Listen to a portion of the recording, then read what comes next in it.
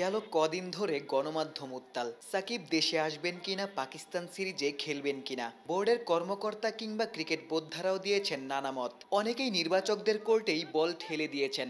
অবশেষে পাকিস্তান সফরের জন্য ১৬ সদস্যের দল ঘোষণা করা হয়েছে, যেখানে সব থেকে বড় খবর সাকিব পাকিস্তান সফরে যাচ্ছেন, তবে এখনই বাংলাদেশে আসছেন না। গ্লোবাল টি-20 খেলে সাকিব এই মুহূর্তে যুক্তরাষ্ট্রে অবস্থান করছেন, সেখান থেকেই সরাসরি পাকিস্তানে দলের সাথে যুক্ত হবেন।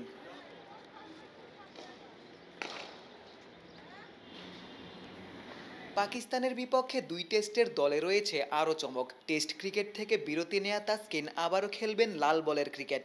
ইনজুরিপ্রবণ তাসকিন ওয়ার্কলোড বিবেচনায় টেস্ট ফরম্যাট থেকে বিরতি নিয়েছিলেন। ১ বছরের বেশি সময় ধরে তাসকিন লাল বলের ক্রিকেটে বোলিং করেননি, আর তাই ২ ম্যাচ নয়, শুধুমাত্র দ্বিতীয় টেস্টের জন্য তাসকিনকে বিবেচনা করেছে বোর্ড। তার আগে লাল বলে রিদম ফিরে পেতে বাংলাদেশ এ দলের হয়ে একটি ৪ দিনের ম্যাচ খেলবেন তাসকিন।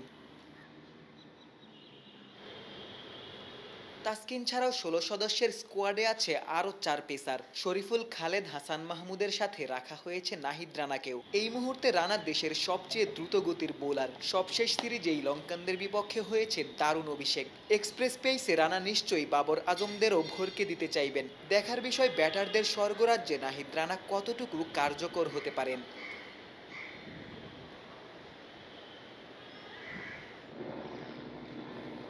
সাকিব, তাসকিন, হাসান মাহমুদ ছাড়া বাকিরা টেস্ট দলের নিয়মিত মুখ। ৫ পেসার ছাড়া স্কোয়াডের বাকি সদস্যরা হলেন নাজমুল হোসেন শান্ত, মাহমুদুল হাসান জয়, জাকির হাসান, সাদমান ইসলাম, মমিনুল হক, মুশফিকুর রহিম, সাকিব আল হাসান, লিটন কুমার দাস, মেহেদী হাসান মিরাজ, তাইজুল ইসলাম এবং নাইম হাসান।